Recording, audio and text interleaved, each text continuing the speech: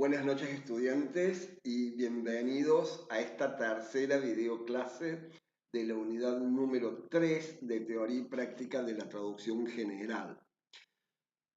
En esta unidad que dimos en llamar Traducción en Humanidades y Ciencias Naturales, la semana pasada comenzamos con una subunidad dentro de la unidad macro de Humanidades, que es la traducción periodística.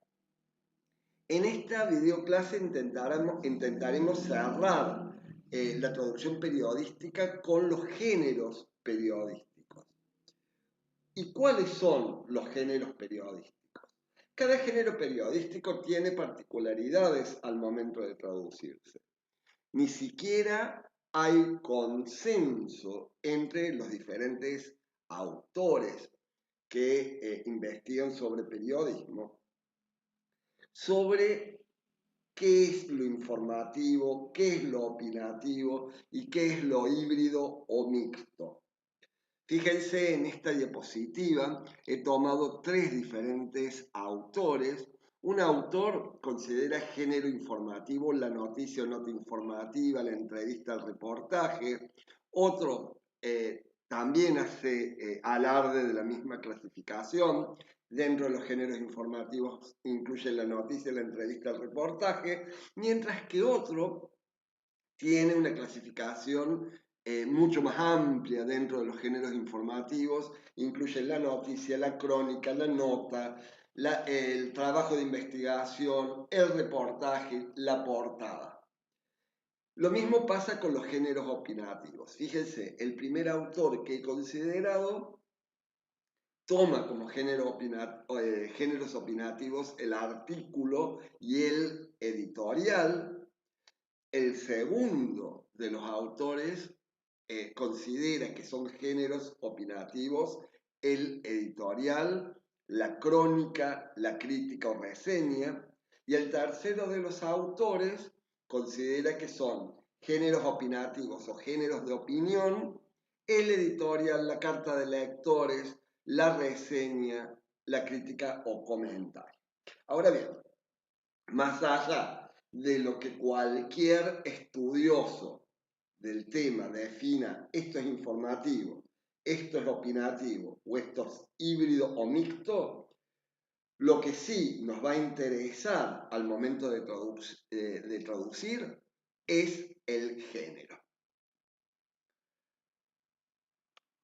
Más allá de lo que uno defina como género informativo, opinativo o híbrido, el género es la estructura interna de un texto que me dice que esto es una noticia, que esto es una nota o trabajo de investigación, que esto es una entrevista, que esto es un reportaje, y ya vemos más adelante en este recorrido que entrevista y reportaje no son lo mismo, o que esto es una crónica, que esto es una columna, o que esto es un artículo de opinión.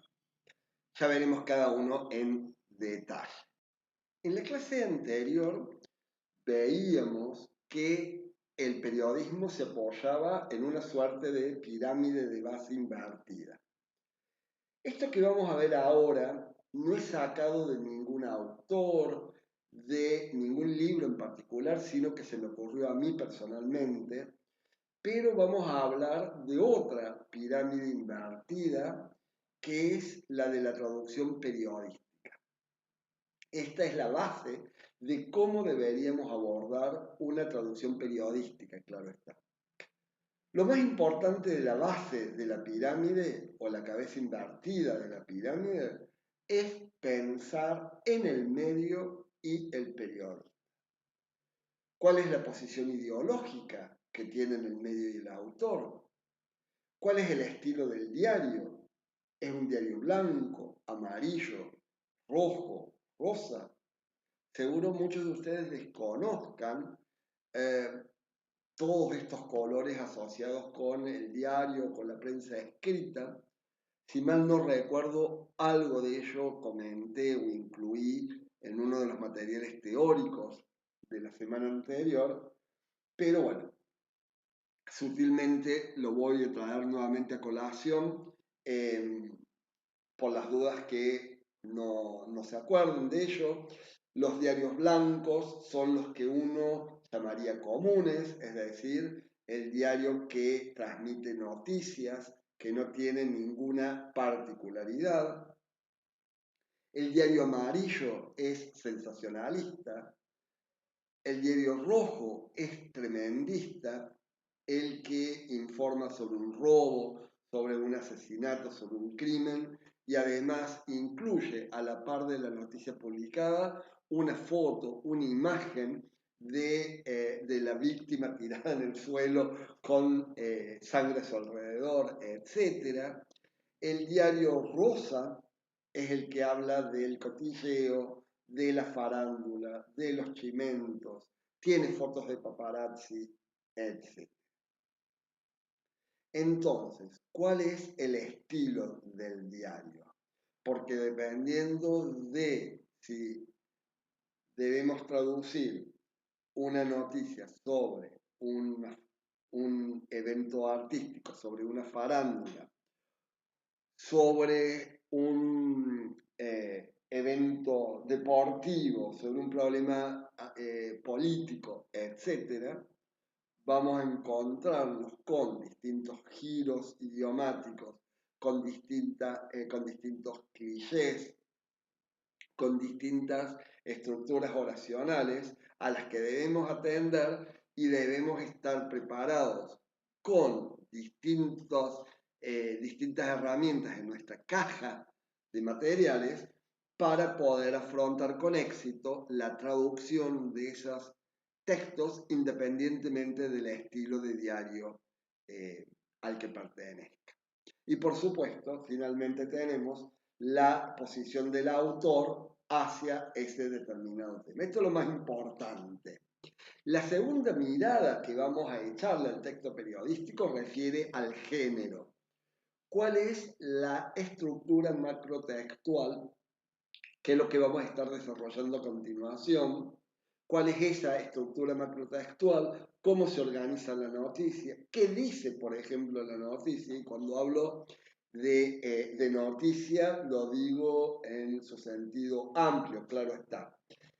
¿Es un género informativo, opinativo, híbrido o mixto? ¿Hay interferencia en la opinión de quien escribe o no? Y llegamos así al primero de los géneros periodísticos, la noticia o nota informativa, que es la base misma del periodismo y como género alimenta a todos los demás. Su propósito es difundir sucesos de interés general del modo más objetivo posible. Piensen, por ejemplo, si decido contar la reunión cumbre del presidente de Argentina con el primer mandatario de El Salvador y no que se rompió un caño en tal barrio, que tal barrio se quedó sin luz, eso ya es sesgo periodístico. ¿Por qué? Porque decido contar una cosa y que va a tener más efecto, más impacto en la opinión pública y no lo otro que puede resultar mucho menos trascendente si se quiere. Y por supuesto, no se van a incluir opiniones ni calificativos por parte del redactor o por parte del periodista que redacta la noticia. ¿Cuáles son las dificultades traslátidas? Se debe evitar el sesgo siempre y cuando éste esté ausente en el texto original. Los verbos, sustantivos y adverbios y ocasionales adjetivos deben preservar la ilusión de objetividad. Su estilo debe ser escueto e impersonal, pero debe dar la mayor información con el menor número de palabras. Su traspaso al castellano debe evitar las circunlocuciones típicas del idioma. Un poquito también relacionado con el tema anterior. Recuerden que en la videoclase anterior hablamos un poco de esto, de que en lugar tanto en inglés como en español de usar estructuras demasiado largas, se pueden achicar esas estructuras, decirlas de manera más sencilla, con menos palabras, y expresar la misma idea, expresar lo mismo. Quiero que analicemos a continuación esta noticia y piensen que una noticia no se produce en una sección determinada del diario. No es que la noticia como género solo va a ser la deportiva o la policial o la de tecnología o la de finanzas. ¿Por qué? Porque tal vez alguien diría que si la noticia aparece en la sección de espectáculos es reseña y no siempre es así. Miren esta noticia publicada en el AP News. Jimmy Carter wins Grammy for Spoken Word Album. Jimmy Carter, the 39th President of the United States, has won his second Grammy Award for Spoken Word Album for his biography, Faith, A Journey for All. This personal reflection considers how faith has sustained him throughout good times and bad, inviting readers to find it for themselves. At the age of 94, the former President of the United States won his first in 2016 for another one of his works, A Full Life, Reflections at 90. Carter, one of the 3 US presidents to win a Grammy alongside Bill Clinton and Barack Obama. Clinton has 2 Grammys, one for Spoken Word Album 2005, For My Life, and another for Spoken Word Children's Album for Prokofiev, Peter and the Wolf, Dangerous Wolf Tracks, with Mikhail Gorbachev and Sophia Loren. Former President Obama won Spoken Word Album in 2008 for The Odd City of Hope. Bien, como ustedes pueden apreciar, no hay aquí ninguna marca de subjetividad. Y eso es bien interesante. Es una noticia que plantea un hecho verídico, es muy simple, muy sencilla, a veces casi repetitiva, tiene muchos sustantivos, pocos adjetivos, lo justo y necesario diría, lo que le da ese carácter de objetividad. Vean, por ejemplo, personal information, good times and bad y ningún otro.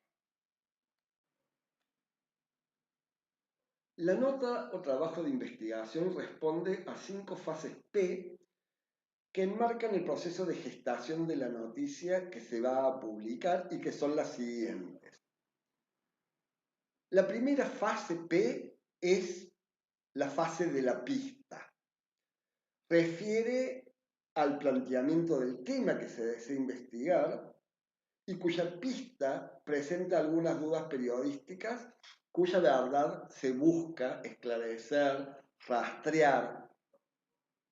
La segunda fase P es la de la pesquisa. Se intentará comprobar la pista a partir de fuentes documentales de consulta para asegurarnos de que lo que se vaya a publicar tiene respaldo informativo y no resulte una fake news. Por supuesto, desde ya se considera que el periodista que se encuentra al frente de la investigación es entendido en el tema, está preparado para asumir la investigación del tema, etc. La tercera fase P es la fase de la publicación. Dependiendo del caso, un trabajo de investigación minucioso suele abarcar varias semanas y hasta incluso meses hasta que el asunto madura. Y este trabajo periodístico podrá cubrir varias ediciones, pero además todo el material que se publique en cada una de esas ediciones habrá de estar verificado, chequeado.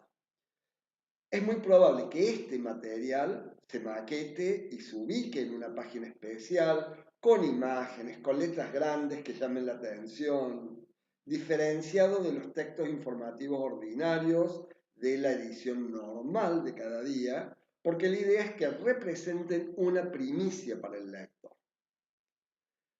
La cuarta fase es la de la presión.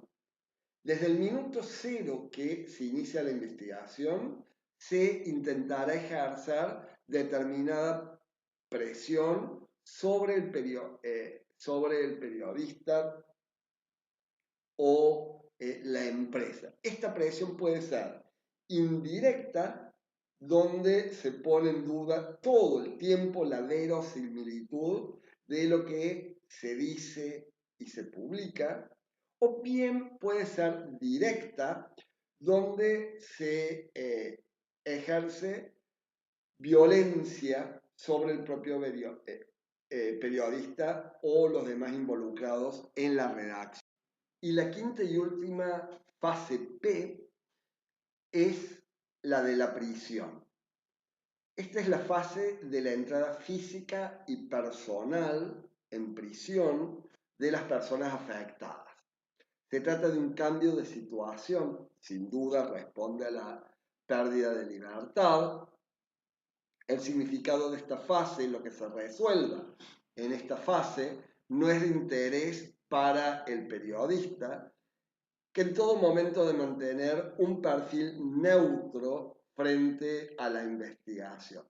Lo que sí debemos saber es que una vez determinado el cambio de situación en la vida de las personas afectadas en la investigación, esta se da por concluida y todo dato que se intente sumar a la causa, que se intente aportar posterior a ello, no tendrá validez.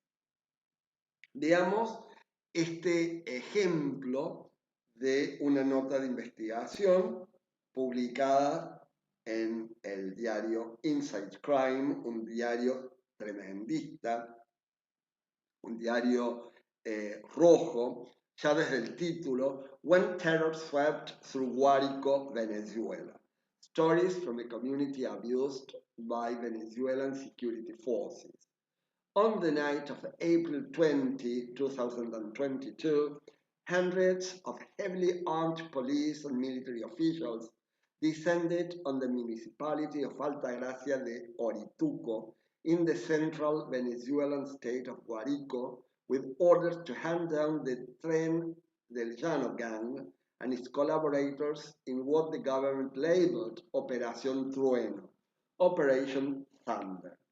Fíjense cómo tenemos la explicitación aquí que debería no ir con la raya de diálogo, sino entre corchetes.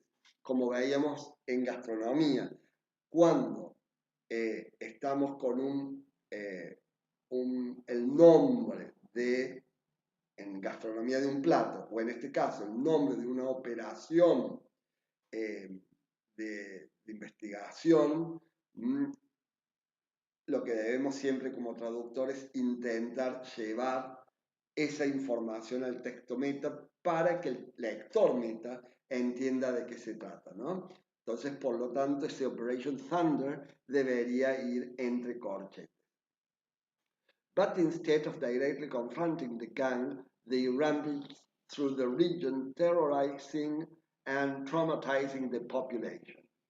In the months that followed, lawyers from the human rights organization Defiende Venezuela, aquí también debería estar entre corchetes una explicitación de esa organización de derechos humanos, y no lo está. Traveled the region documenting evidences of the abuses committed by the security forces and taking witness testimonies from their victims. The following stories are based on their testimony. Bueno, y aquí dice a un costadito, explore the series, the operation, the stories, the report, Tren del Llano profile, es decir, la información que queremos leer respecto de la investigación que se está llevando a cabo desde el periodismo sobre este hecho en particular. Acá simplemente se presenta el hecho de conocimiento público y yo les voy a mostrar si entro, por ejemplo, en The Operation o en el icono de report, me voy a encontrar con esto. Fíjense, the operation. The Operation Trueno began on the night of April 20, 2022, when around 800 police and military officials, traveling in 30 cars and 10 armored vehicles, descended on the municipality of Altagracia de Orituco in the state of Guárico. This story is part of an investigation produced by Inside Crime and the Venezuelan Human Rights Organization Defiende Venezuela. Bien, esta sería la pista, ¿no? Y si me voy al report, tenemos Human Rights Abuses During Operation Trueno. READ defiende Venezuela's full report documenting 34 cases of abuses and human rights violations committed by the security forces during Operation Trueno. Y acá tenemos la segunda de las fases, que es la de la pesquisa, donde se publican fuentes fidedignas que permiten llevar a cabo esta investigación, esta nota de investigación. Crónica. Este género es largo, quizás sea uno de los más largos de todos, porque narra detalle por detalle. Pero es interesante abordar este género por el tema de los tiempos verbales.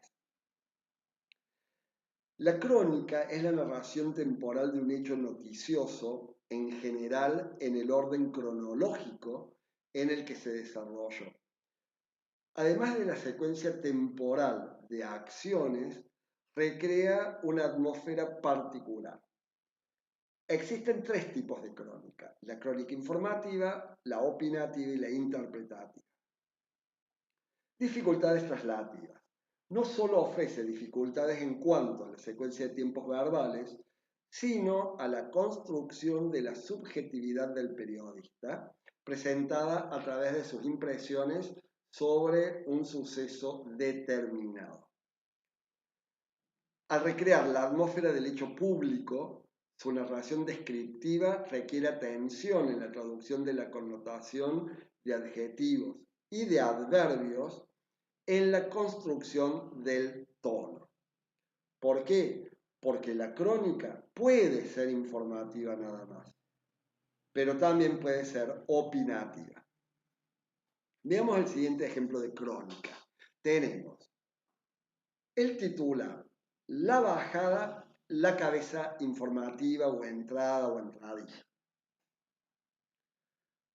Vamos a concentrarnos en la secuencia de los tiempos verbales que recién mencionaba como problema traslativo.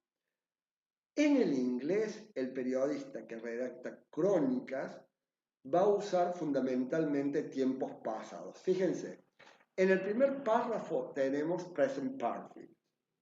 Have found. Belgian prosecutors believe they have found the fingerprint of Paris Hilton. Recordemos que el present perfect, como el nombre lo indica, si bien tiene parte en el presente, tiene sus reminiscencias en el pasado también.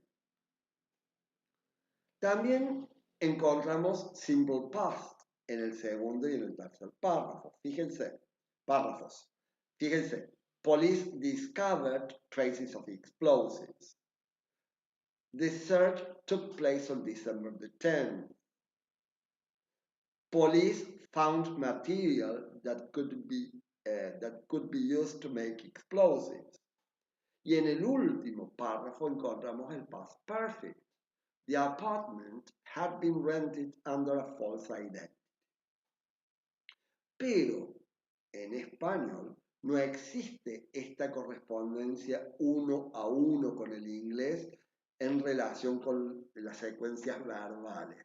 Así que mucho cuidado, porque en nuestra lengua esa secuencia verbal dependerá del modo en que redactemos la crónica, en que traduzcamos la crónica.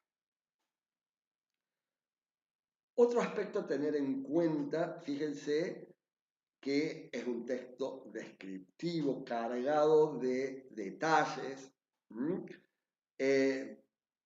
Los hechos se incluyen de manera cronológica, o sea, redactan de manera cronológica en la crónica. Tenemos en el primer párrafo las pruebas que creen haber encontrado los fiscales belgas. Prosecutors son fiscales. En el segundo párrafo, las pruebas que encontró la policía. Police discovered traces of explosives. Y en el tercer párrafo se incluye información sobre dónde, cuándo ocurrió este hecho. The search took place on December the 10th in an apartment in the blah blah district of Brussels. Bueno, pasamos ahora a la entrevista, que es la conversación con intención informativa entre un periodista y un entrevistado. En el diálogo se recogen noticias, datos, opiniones, comentarios, interpretaciones o juicios de interés social. Se trata de un género muchas veces híbrido, donde el entrevistado es estrella, es una celebrity y expresa sus puntos de vista. Se distinguen la entrevista noticiosa o de información y la entrevista de opinión. Dificultades traslativas. Y ojo acá, porque cambiamos de registro. Como todo diálogo reproducido, puede presentar estilo coloquial, marcas de oralidad y hasta comentarios parentéticos entre corchetes. Por ejemplo, entre risas, que vienen ya en el texto original, pero que debemos respetar en el texto meta, incluso los corchetes, ¿no? Puede tener distintas estructuras, directa o indirecta, lo que enriquece y complejiza la variedad de tiempos verbales. Además de la secuencia de tiempos verbales, su mayor dificultad traslativa radica en la recreación del habla y estilo oral por el escrito. Veamos el siguiente ejemplo de entrevista, que está tomado de la versión digital de la revista Time. Tenemos el titular, la bajada que está en cursiva y empieza la entrevista. Tenemos la pregunta, la respuesta con esa marca de personalidad y de registro informal. I'm trying. Tenemos I'm inspired. Obviamente la entrevista sigue con más preguntas del entrevistador. Y aquí fíjense hacia el final donde dice We knew we were creating a movie. Cambia de lo personal al we, donde ahí se siente como parte de, en este caso, de la compañía cinematográfica para la cual va a trabajar.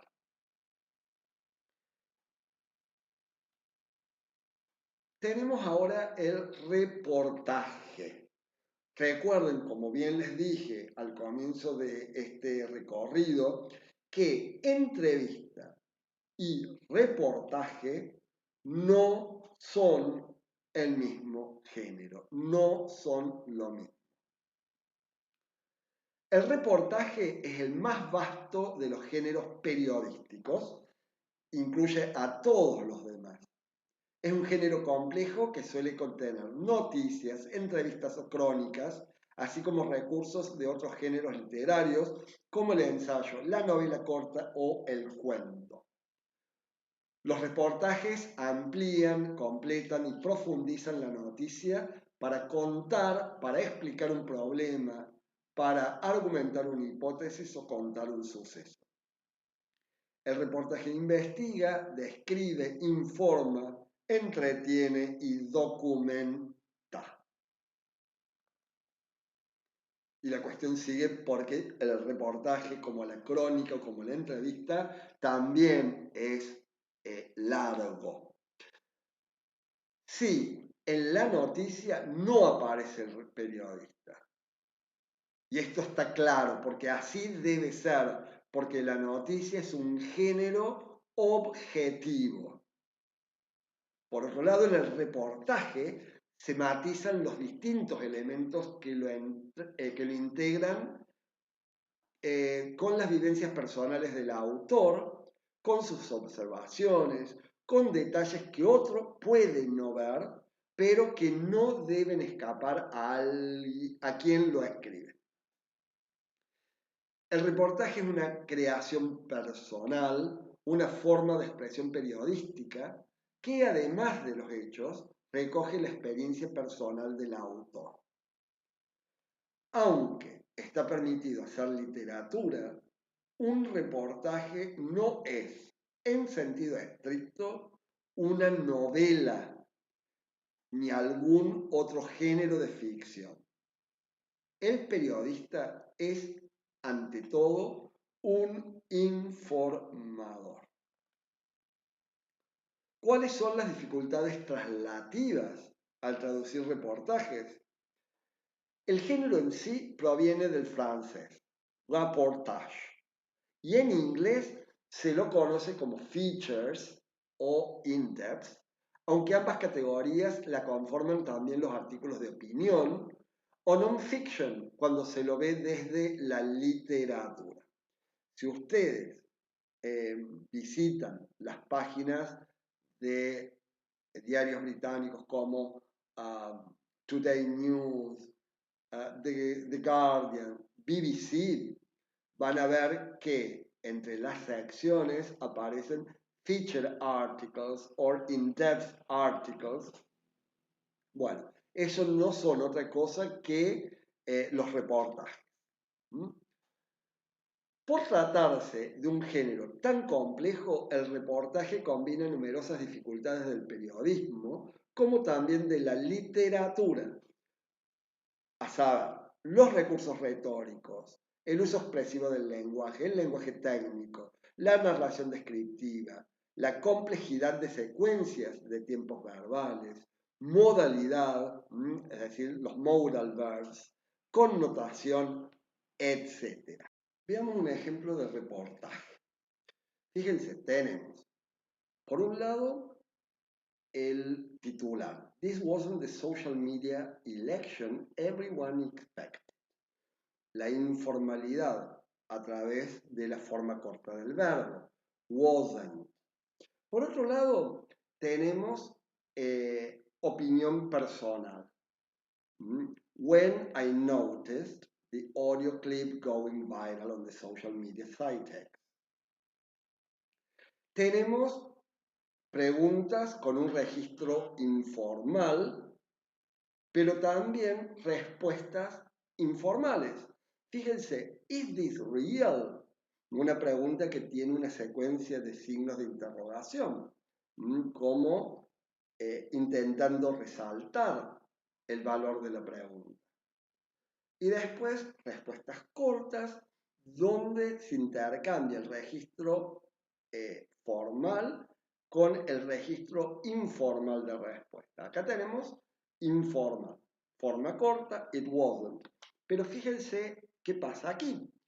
That did not stop the false audio clip. Tenemos un registro formal, did not stop. Nuevamente, en el renglón siguiente, registro informal. By itself, the clip wasn't necessarily enough to mislead voters. Hay fuentes, hay noticia, porque se plantea un hecho público concreto. Hay crónica. Bueno, todo eso en un solo texto. Columna. La columna trata con brevedad un tema de interés y aparece con fisonomía característica, presentación tipográfica constante y nombre invariable. Se distinguen varios tipos de columna: la columna informativa, la de comentarios y la columna crítica o columna reseña. Dificultades traslativas. Su presentación parece uniforme, pero su extensa variedad. Tenemos columnas informativas de temas múltiples o especializados, columnas de comentarios, de informaciones múltiples, de tema principal o columna reseña, columna crítica.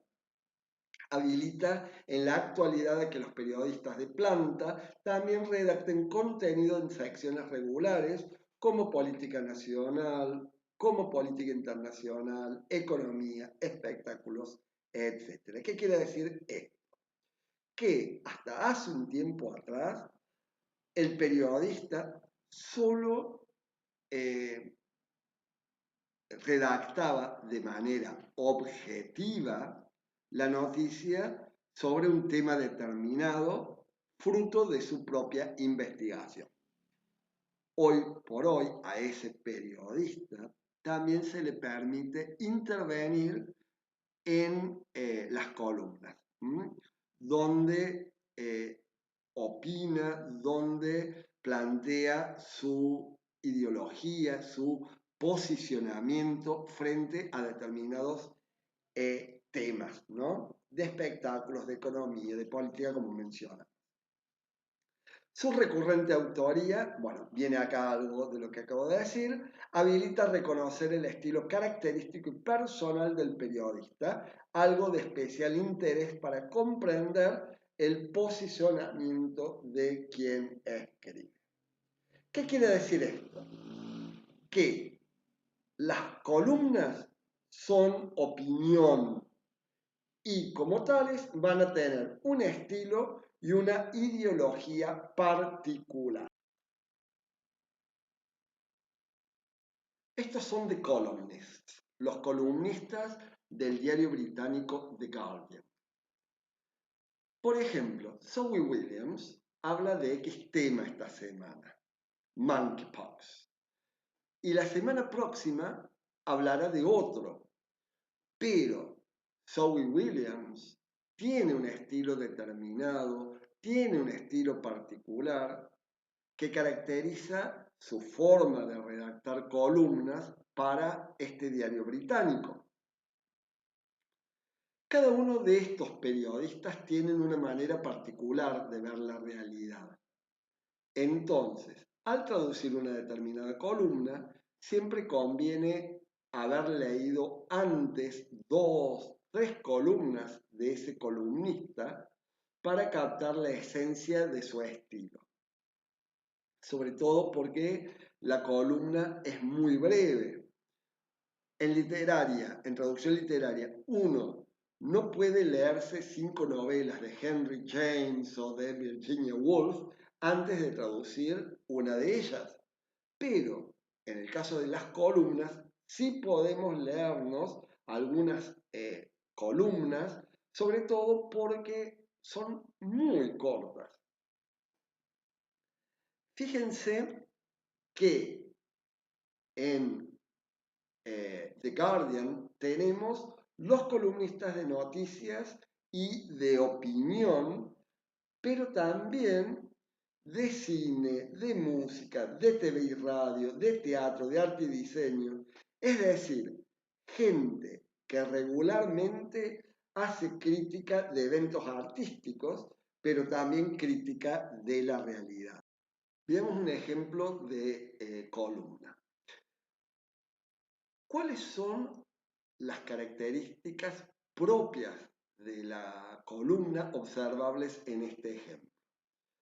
El primero que debemos mencionar y que es característico de las columnas y que no es propio de otros géneros periodísticos es que en toda columna aparece el nombre del columnista, en este caso Gabrielle Chan, una columnista para el diario The Guardian, su foto y suele aparecer también su DNI y un correo electrónico de contacto. Esto va a depender según el diario.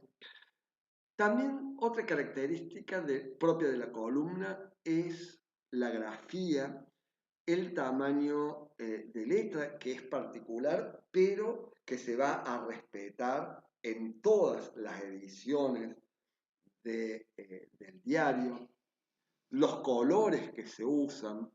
Si vamos a la columna en sí, fíjense que esta inicia con una letra que va a cubrir varios renglones con un color en particular. También se presentan algunos términos resaltados que posiblemente sean los que el columnista quiere que el lector le preste mayor atención. También en la columna suelen aparecer preguntas cuya respuesta se da a partir del posicionamiento o del pensamiento propio del columnista, como en este caso, que dice, once you combine the feelings of the existing populations with younger populations, does that add up to support for nuclear over renewables in these changing backyards? I wouldn't bet on it.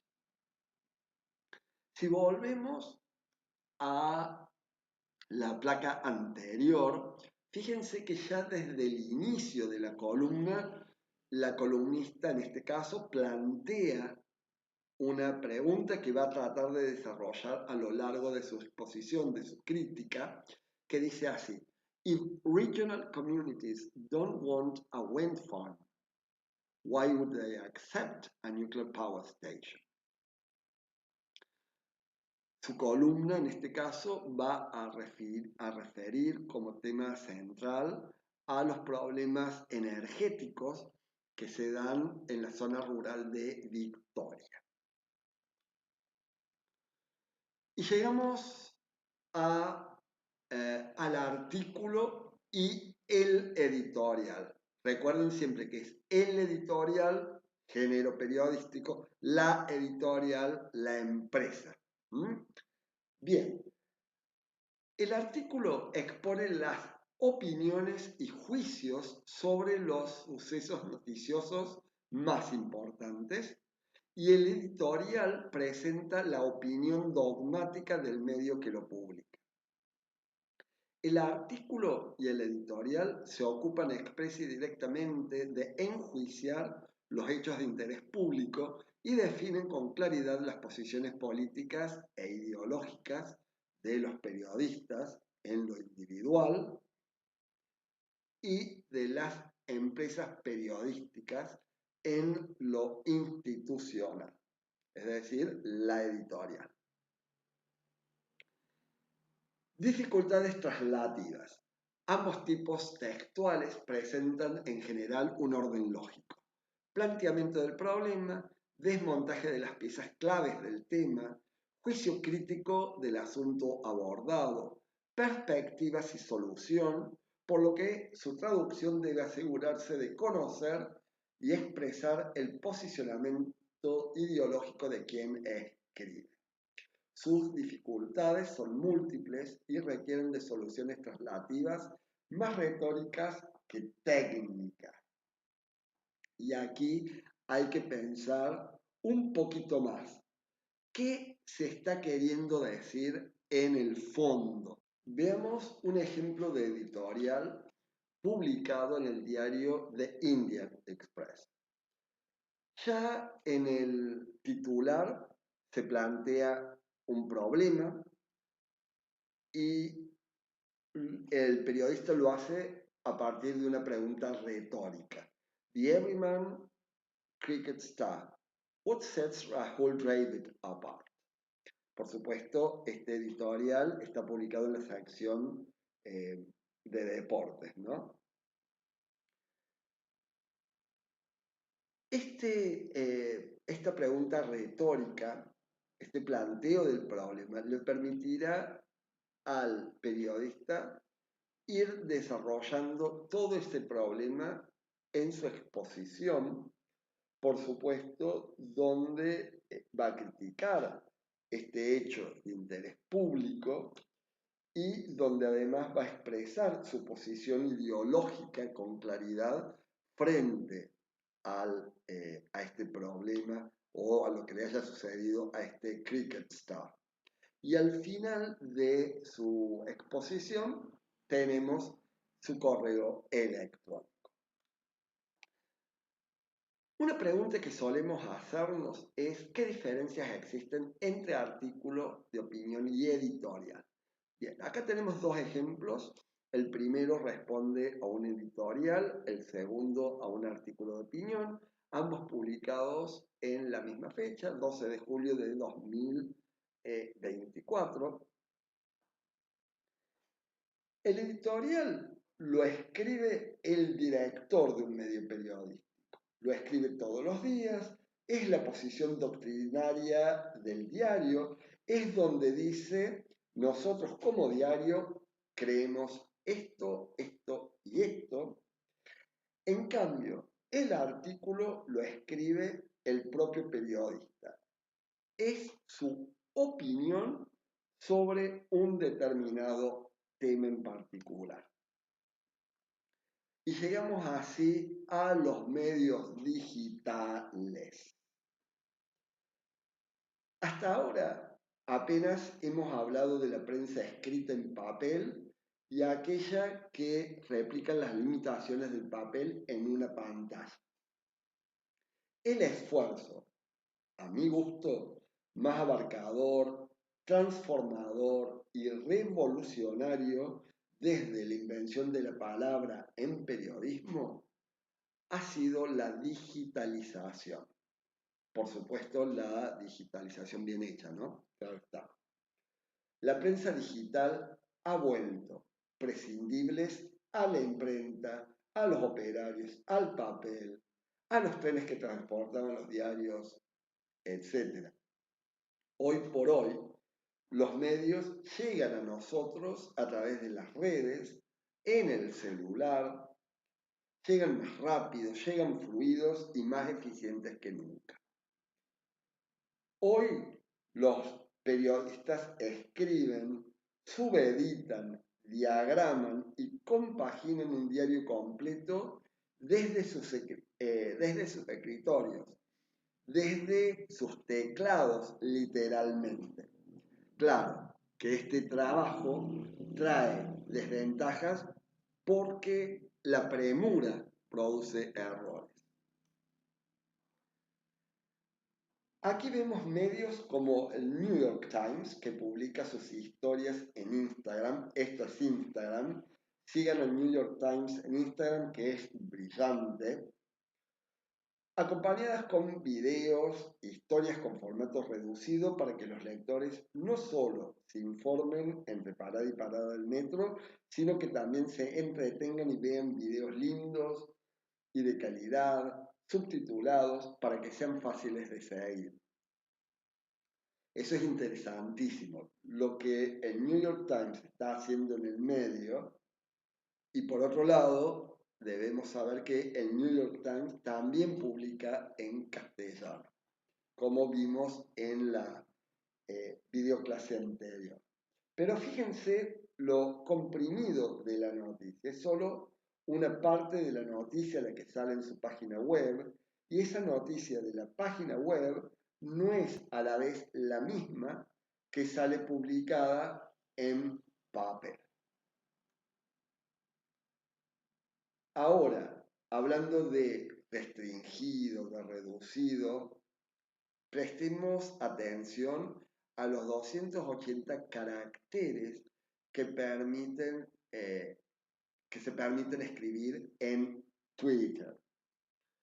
Este es un ejemplo publicado en la revista digital New Yorker, donde se nos ofrece una reseña buenísima para que si nos pueden convencer a hacer clic, accedamos a las 7 hojas de la reseña que sale publicada en el diario por tweet.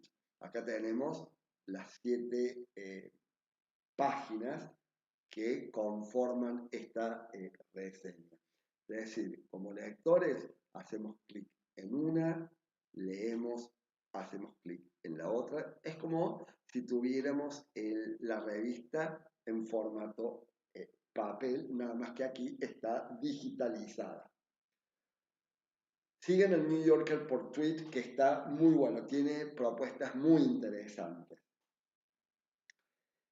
El New Yorker es fantástico porque puede vendernos, ¿sí? Aparece subscribe, subscribe, subscribe por todos lados. Podemos salir a comprarlo o bien suscribirnos a esta revista. Si lo piensan, la era digital nos ha hecho en cierta medida los traductores a los viejos tiempos de traducir versículo por versículo, como se hacía con la Biblia en tiempos de San Jerónimo, patrono de los traductores, como bien ustedes sabrán. Como ven, en traducción periodística hay mucha tela para cortar. Están las cuestiones estructurales, está la forma de leer el diario, la manera en que deberíamos priorizar qué tiene que estar perfecto y qué no, los géneros y sus especificidades, un estudio comparativo entre castellano e inglés. Piensen que todo el periodismo mundial, al menos el occidental, viene del modelo inglés, del periodismo del siglo XVIII, XIX. Entonces, es por eso que uno reconoce a simple vista un diario determinado, por su formato, sus características, etc. Y por supuesto, todo esto debe ir acompañado de ciertas técnicas de traducción que, de acuerdo con la complejidad o no, lo técnico o no de un diario o de una revista, nos van a dar más libertad para usar diferentes estrategias, diferentes técnicas de traducción para resolver todos los problemas que vinimos planteando a lo largo de toda esta presentación para cada uno de los géneros periodísticos en particular. Hasta aquí lo que respecta a géneros periodísticos. Quisiera ahora abordar, para cerrar esta videoclase, dos temas que nos quedaron pendientes de la guía de estilo y que se incluyen dentro de la tercera unidad de la materia. Por un lado, lo que tiene que ver con abreviaturas, siglas, acrónimos y símbolos. Lean cuáles son las características de cada uno de ellos en la guía de estilo. Familiarícense con los conceptos, el reconocimiento en los textos, cómo traducir cada uno de ellos, etc. Respecto de las siglas y de los acrónimos, lo que tengo para decir es lo siguiente. Siempre al momento de traducir, primero va la forma extendida y luego entre paréntesis la sigla o acrónimo correspondiente. Ahora bien, si el texto presenta una sola sigla, un solo acrónimo, lo que se suele hacer es, escribo la forma extendida, entre paréntesis la sigla o acrónimo correspondiente y la expresión por sus siglas en inglés. Eso es si yo tengo una sola sigla, un solo acrónimo en el texto. Luego, si esa sigla o acrónimo se replica a lo largo del texto, lo único que tengo que hacer es escribir la sigla o el acrónimo correspondiente sin la necesidad de volver a escribir la forma extendida. Ahora bien, por el contrario, si el texto por traducir presenta múltiples siglas, múltiples acrónimos, no puedo estar saturando el texto meta con la expresión por sus siglas en inglés, por sus siglas en inglés, por sus siglas en inglés todo el tiempo, porque suena antinatural, poco fluido. Entonces, en esos casos, directamente pongo la forma extendida y entre paréntesis directamente la sigla o acrónimo que corresponde. Y finalmente, respecto de los símbolos, no hay nada nuevo bajo el sol. Hay alguna que otra característica que ustedes pueden de la cual ustedes se pueden apropiar al leer la guía de estilo, pero lo que quiero rescatar es algo que ya hemos visto en otra unidad cuando abordamos el tema números. Tengan en cuenta siempre el espacio de separación entre cifra y símbolo. Tengan en cuenta también el espacio de no separación entre cifra y símbolo y cifra y unidad, sobre todo cuando la cifra les queda al final de un renglón y la unidad que lo acompaña o el símbolo que lo acompaña en el renglón siguiente.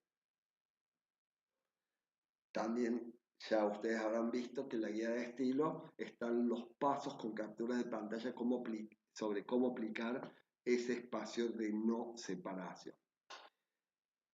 Y en lo que sí quiero detenerme un poquito es en la ing en inglés como gerund o present participle, porque suele presentar problemas a la hora de traducirse al español.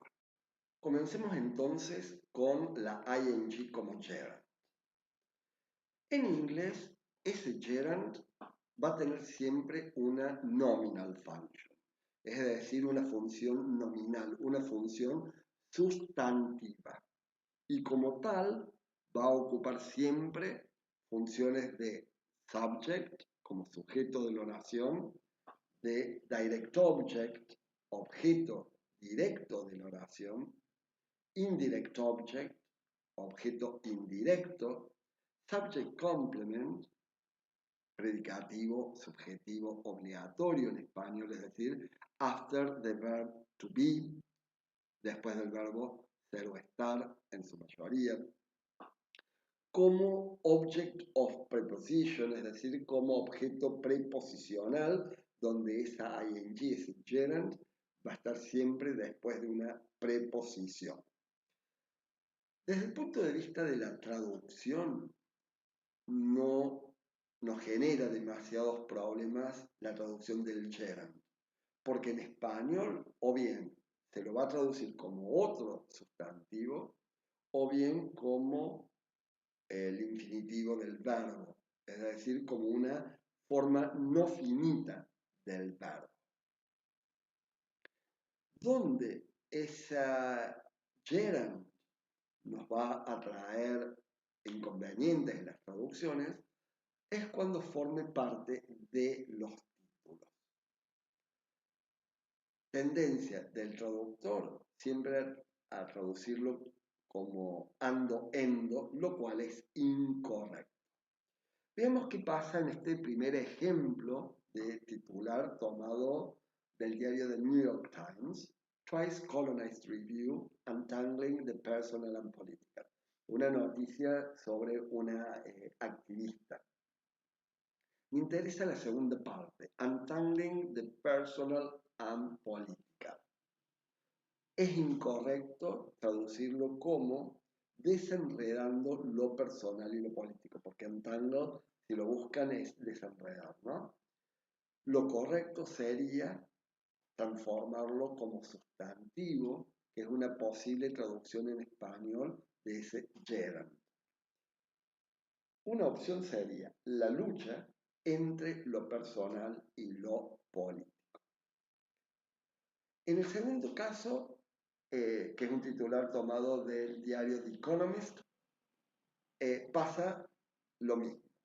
Tenemos Finishing Schools for the Age of TikTok. Error, traducirlo como finalizando las escuelas, culminando las escuelas o la etapa escolar, etc.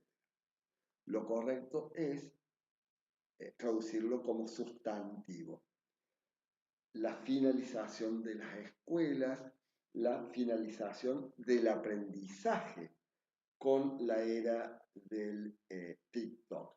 Fíjense que no solamente contemplé como sustantivo ese gerund en español, sino también apliqué modulación, lo general, schools, por lo particular, aprendizaje.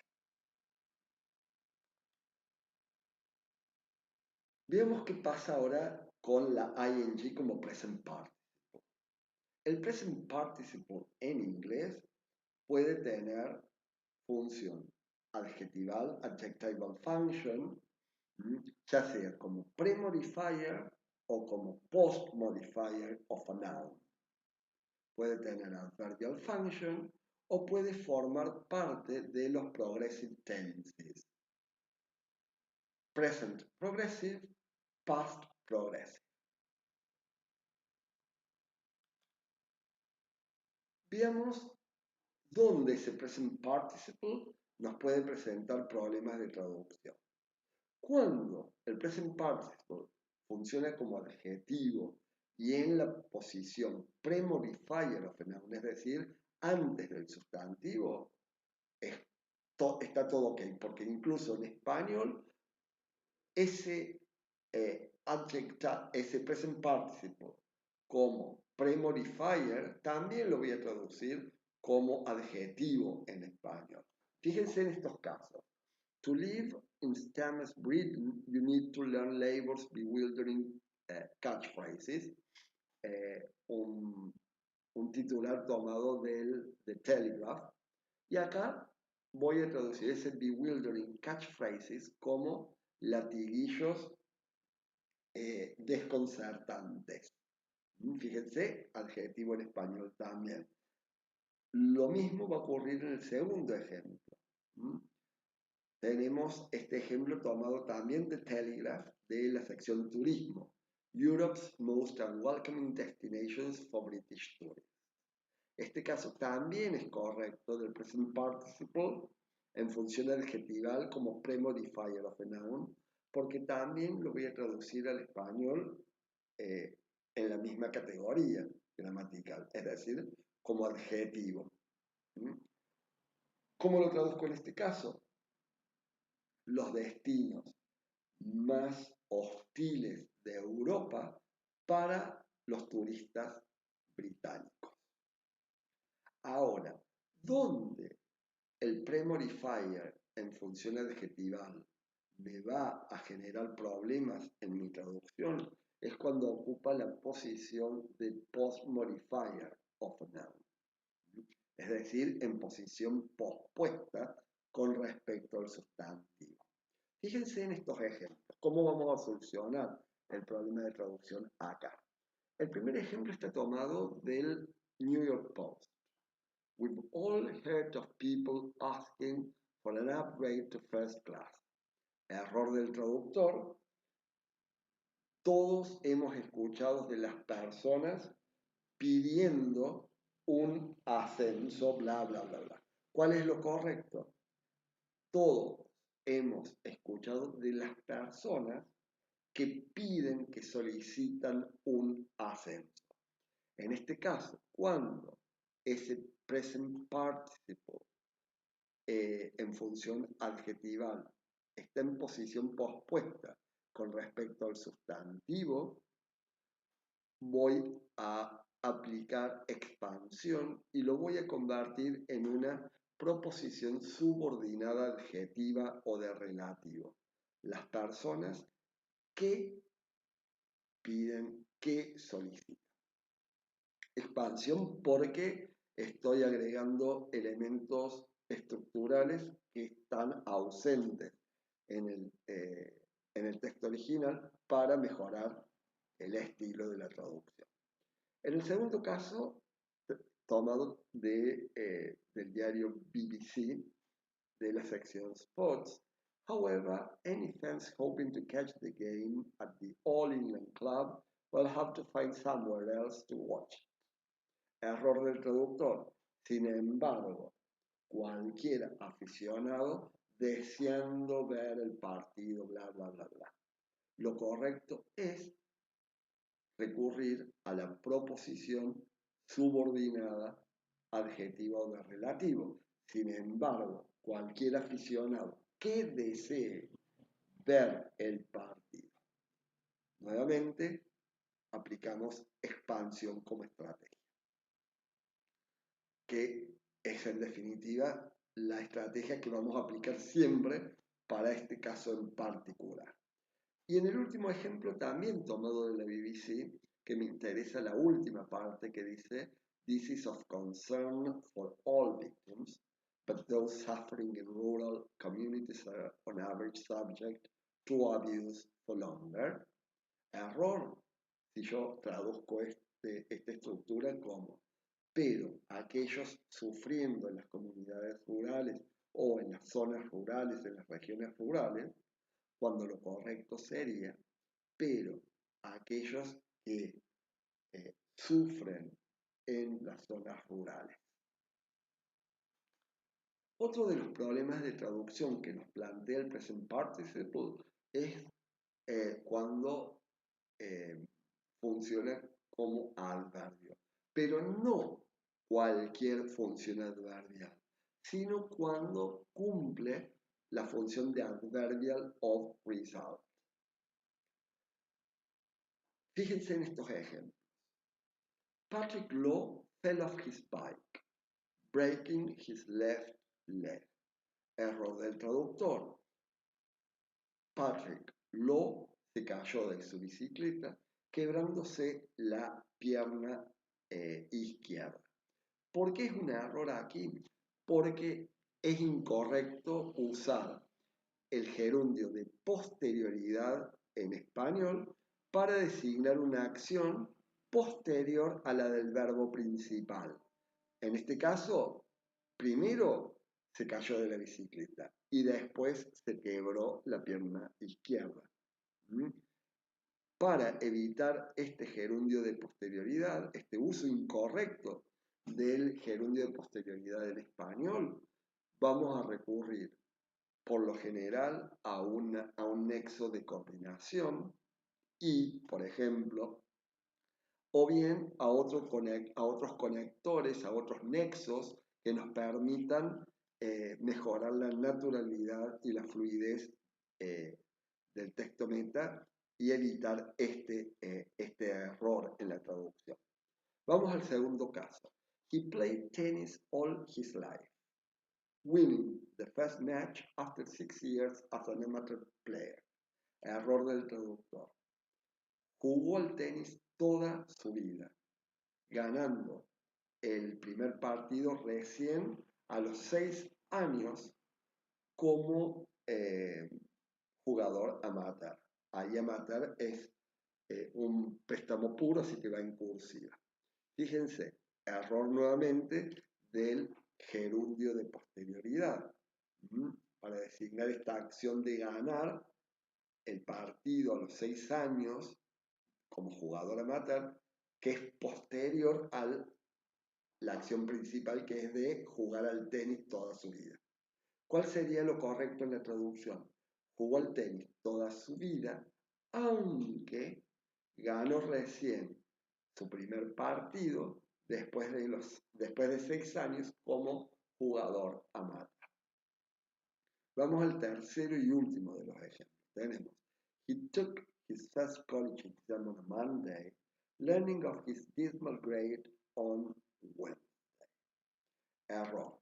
Si lo traducimos como, rindió su primer examen de universidad un lunes, recibiendo la calificación desalentadora el miércoles. Fíjense, esta acción de recibir esta nota desalentadora el miércoles es posterior al hecho de rendir el examen. Por lo tanto, es incorrecto este uso de gerundio de posterioridad. Lo correcto hubiera sido, rindió su primer examen de universidad un lunes, aunque recibió, pero recibió su calificación desalentadora el miércoles. También se nos puede presentar como error en las traducciones la traducción de including. Including en inglés cumple función de preposition cuando presenta una serie de ejemplos o cuando introduce una serie de ejemplos o una enumeración de ejemplos. Error del traductor, traducirla como verbo, como incluir y todos sus derivados, incluso, inclusive, incluyendo, que incluye, etc. Lo correcto es traducirlo como entre ellos o entre ellas, entre esos, como por ejemplo, en particular, etcétera, tal como lo señala Chema Perazo en el dudario, que lo abordamos dentro de esta misma unidad en el primer trabajo práctico, ¿no? Veamos en este sentido cómo vamos a traducir entonces estos dos textos tomados del diario BBC. Tenemos, some of those police forces told the BBC that there were now more options available to stop domestic abuse, including civil court orders, etc., etc. En este caso, había más opciones disponibles para frenar el abuso intrafamiliar, entre ellos las órdenes civiles de la Corte de Justicia, etc. En el segundo ejemplo, the couple had run a farm together, but problems including bad weather and bovine TB outbreaks pushed her husband to breaking point. ¿Cómo lo vamos a traducir? Pero los problemas, como el mal tiempo y el brote de tuberculosis, ese TB stands for tuberculosis, bovina, etcétera, etcétera. Bueno, gente, llegamos así al final de esta presentación, no sin antes indicarles cuál es la bibliografía de lectura obligatoria para esta semana. En primer lugar, tienen este material de cátedra. El primero tiene que ver con los géneros periodísticos y problemas de traducción. El segundo, con los medios digitales. Y el tercero, el control de calidad en la traducción periodística. ¿Cuáles son los puntos esenciales que debemos tener en cuenta tanto en el texto original como en el texto meta? Y desde la guía de estilo deberán leer lo que respecta a abreviaturas, siglas, acrónimos y símbolos, por un lado, y por el otro, la ing, gerund, present participle, y usos correctos e incorrectos del gerundio en español. Como ustedes pueden ver, el gerundio en español no es lo mismo que el gerund en inglés. Ya lo podemos visualizar desde las funciones que cada uno de ellos cumple en la oración, tanto en inglés como en español. Y ahora sí, me despido de ustedes hasta un próximo encuentro. Hasta luego.